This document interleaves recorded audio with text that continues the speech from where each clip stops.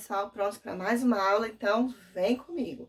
Na aula de hoje, nós vamos falar sobre o material genético, sobre genética, sobre hereditariedade. Tenho certeza que vocês já devem ter ouvido essa palavrinha em algum lugar.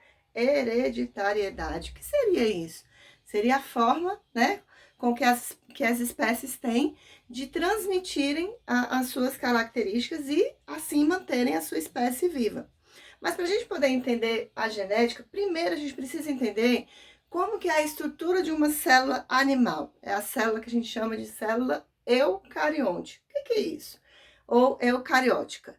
Essa célula eucariótica, ela quer dizer, ela significa que, além da membrana plasmática e do citoplasma, essa célula também tem um núcleo delimitado por uma segunda membrana, né? Que não é a membrana plasmática, mas que vai ser chamada de quê? De envelope nuclear ou carioteca, que é constituída por duas membranas e faz o quê? Ela separa o citoplasma, né? Que já está presente na célula. Todas as células têm, sejam eucarióticas ou procarióticas. Então, ela vai separar esse citoplasma do material genético. Mas, professora, o que seria esse material genético? Esse material genético é exatamente o conteúdo que nós carregamos dentro de nós, né? Que vão fazer o quê? Essa transmissão da hereditariedade. Então, esse material genético, ele é sempre guardado no nucleoplasma ou no nucleolo. Esse nucleolo, especificamente, ele vai guardar o quê? O RNA. E mais para frente, a gente vai descobrir qual é a diferença de DNA e RNA. Mas para início, nós precisamos saber o quê? O RNA e o DNA são o quê? São compostos que fazem que dão origem às nossas características. Então, as nossas características, cor do olho, tipo de cabelo, altura, enfim, todas as nossas características, então, estão guardadinhas, estão escritas ali aonde? No nosso material genético. E esse material genético, como eu falei, é o que a gente vai passando de geração em geração. E aí, o que acontece? Nas células eucarióticas, esse material genético precisa ficar muito bem guardadinho. Para quê? Para ele não se perder ao longo do caminho. Porque as espécies, elas são tão cheias de detalhes, tão cheias de características, que elas precisam guardar essas características, e essas características não podem se perder ao longo do caminho, senão a gente estaria mutando ao longo do tempo.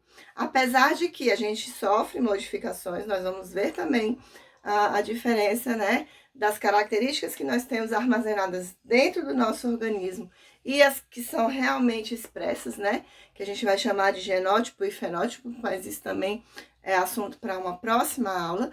E a gente vai ver o quê? Que nós temos as nossas características originais, né, nós temos as nossas características primeiras, vamos dizer assim, que são guardadas no nosso DNA, que não se perde, que não se modifica, mas nós também vamos ter as características que são expressas, essas que vocês estão vendo. Então, essas características que vocês estão vendo podem ser mudadas ao longo do tempo, né? Mas, por mais que eu mude a minha aparência, por mais que eu pinte o meu cabelo, por mais que eu passe um batom, por mais que eu faça uma escova no cabelo, essas características que foram mudadas esteticamente, essas que vocês estão vendo, elas não são mudadas no DNA, porque o DNA ele tem que ser preservado para quê? Para manter as características básicas, as características iniciais de cada espécie. E para a gente poder começar a falar então sobre genética, a gente precisa aprender algumas palavrinhas que são chaves. São palavrinhas que vão ser utilizadas ao longo de todo o nosso estudo agora, até chegar no ensino médio, até fazer uma faculdade. E com certeza, na prova de vestibular, na prova do PAS, na prova do Enem, essas palavrinhas sempre vão estar presentes, que é o DNA, o RNA, os genes e as proteínas. Então, a gente vai aos pouquinhos conhecendo essas palavrinhas, sabendo ao fundo o que cada uma delas representa, né? Que cada uma delas tem a nos dizer qual é a informação que cada uma delas traz. Então, o DNA, para nós brasileiros, né? Falamos a língua portuguesa, ela está invertida, vamos dizer assim, DNA. Porque a palavra original, ela é em inglês, então é o ácido desoxirribonucleico. Se nós fôssemos falar a palavrinha original, a palavrinha que foi criada primeiramente, nós falaríamos DNA, porque seria em inglês. Mas para gente, em português, nós vamos utilizar o DNA, que significa, então, ácido desoxirribonucleico, ok? Que é isso, professora? Agora complicou tudo na minha cabeça. Calma. Esse ácido desoxirribonucleico, esse DNA, ele é que vai ser a peça-chave, então, para todas as nossas características. Por quê? Porque ele é que regula, ele é que coordena toda a produção e funcionamento do nosso organismo. Produção de proteínas, produção de todas as outras células, né? Todas as células que nós temos no nosso corpo. Quando uma célula precisa ser reposta, quando uma célula morre e outra nasce, quando nós estamos sendo formados, né? Que o nosso corpo está fervilhando de multiplicação celular. Então, o DNA ele vai controlar todo esse todo o aparato, né? Que o nosso corpo precisa realizar. É o DNA que vai fazer esse controle. O RNA é uma outra, é uma parte do DNA, quando o DNA precisa agir de forma específica. Quando o DNA, porque nossa cadeia de DNA é muito grande, imagina, todas as características que o ser vivo tem dentro do seu corpo, né?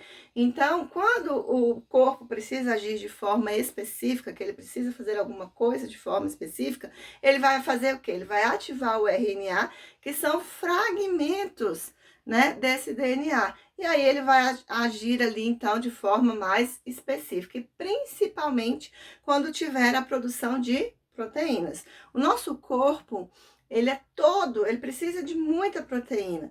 Por quê? Porque nós temos proteínas de várias formas, né? E essas proteínas, então, elas estão na composição do nosso corpo, ela está presente em todas as células do nosso corpo. Então, quando a gente precisa fazer a fabricação, a formação de uma proteína, quem vai agir, quem vai atuar? Vai ser o RNA, que aí vai ser um fragmento desse DNA. Aí, uma molécula de DNA, ela é formada por um tipo de açúcar, né, que a gente vai chamar de desoxirribose, vai ser formado com uma molécula de fosfato e as bases nitrogenadas. Essas bases nitrogenadas, e também não se preocupe que a gente vai falar sobre cada uma delas, elas são a timina, a guanina, a citosina e a adenina.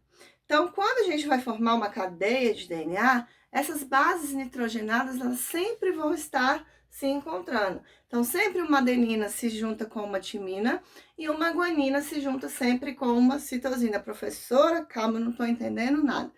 Eu que digo, calma, vocês vão entender. Nós estamos fazendo apenas um apanhado geral para a gente depois ir detalhadamente falando sobre cada uma dessas bases nitrogenadas, a gente falar das ligações que ocorrem, das sequências, né, de DNA que nós temos, tudo bem?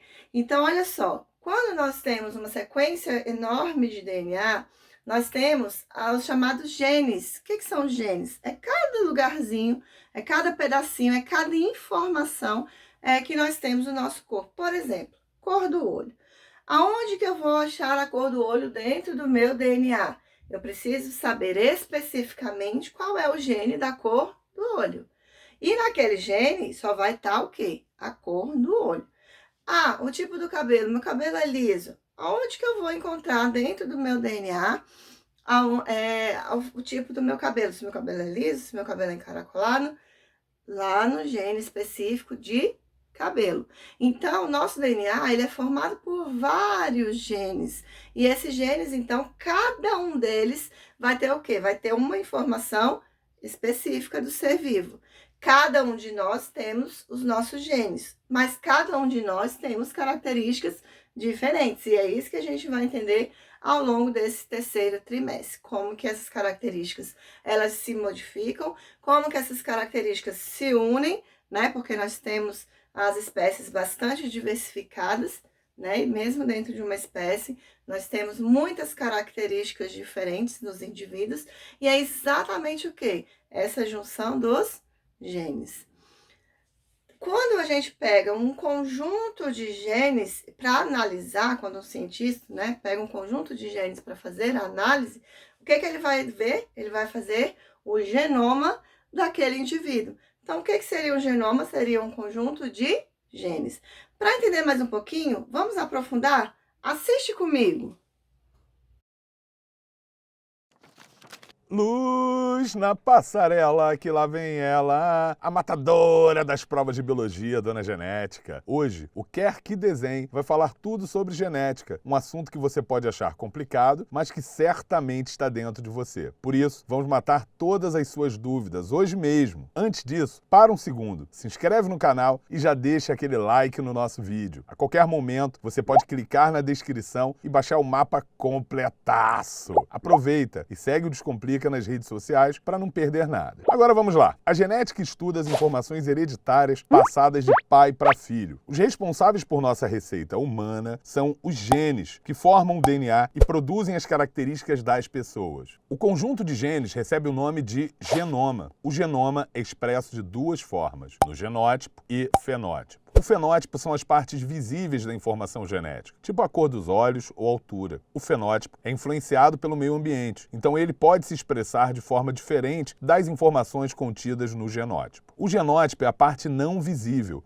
representada pelos genes que serão expressos no fenótipo. A transmissão das características hereditárias só ocorre através dos gametas, nossos amigos espermatozoides e óvulos. Você não é bobo e tá ligado que a gente não foi entregue por cegonhas, não é? Enfim, esses tais gametas são, na verdade, células haploides, geradas por meiose, que quando se juntam, formam uma célula diploide, o chamado zigoto, que irá se desenvolver e gerar o indivíduo. Lá, eu digo, bem lá no fundo mesmo, genes, DNA e cromossomos cumprem meio que a mesma função, passar nosso material genético. Ou falando de forma mais romântica, os cromossomos determinam as suas características únicas. E esse seu jeitinho todo Gisele Bündchen de ser. Eles contêm as estruturas de DNA que carregam genes, capazes de definir os atributos físicos particulares de cada um. Se juntas já causa, imagina juntas. Os cromossomos homólogos são aqueles que formam pares, e a sua segregação é a base para entendermos as leis de Mendel. A primeira lei de Mendel afirma que todas as características do indivíduo são determinadas por genes que se separam durante a formação dos gametas, sendo 50% dos genes do pai e 50% dos genes da mãe. Assim, pai e mãe transmitem apenas um gene de cada par para os seus descendentes. Já a segunda lei de Mendel refere-se à segregação independente dos fatores, ou seja, a separação de dois ou mais pares de genes localizados em diferentes pares de cromossomos homólogos. As características analisadas não dependem uma das outras, portanto, são consideradas características independentes, como altura e miopia. Fica mais fácil de entender se você imaginar um colar de pérolas. O DNA é o colar e os genes são as pequenas pérolas, cada uma delas contendo nossas informações únicas. Essas partes são pequenas, porém essenciais. Qualquer alteração nelas pode ser decisiva para determinar se o colar de pérolas vai ser de um homem ou macaco, já que o homem e o chimpanzé compartilham 98% de seu DNA. Por fim, vamos falar dos alelos? Os genes que estão na mesma posição dos cromossomos homólogos e são responsáveis por determinar uma mesma característica. Podem ser alelos dominantes, quando a característica dos seus genes domina sobre as demais e é representada por uma letra maiúscula. Os alelos dominantes são expressos em condições homozigóticas ou heterozigóticas. Não importa o tipo de gótica. Se o alelo é dominante, ela é gótica. Não vamos esquecer dos alelos recessivos, que fazem a gótica suave e só se expressam em condição homozigótica, representados pela letra minúscula. Ufa! Que viagem, né? Imagine estudar para o Enem sem esse mapa maravilhoso. Nem precisa imaginar. Clica no link da descrição e baixa ele inteirinho em alta resolução para você. Aproveita e se inscreve no canal do Descomplica. Aqui tem todo o material para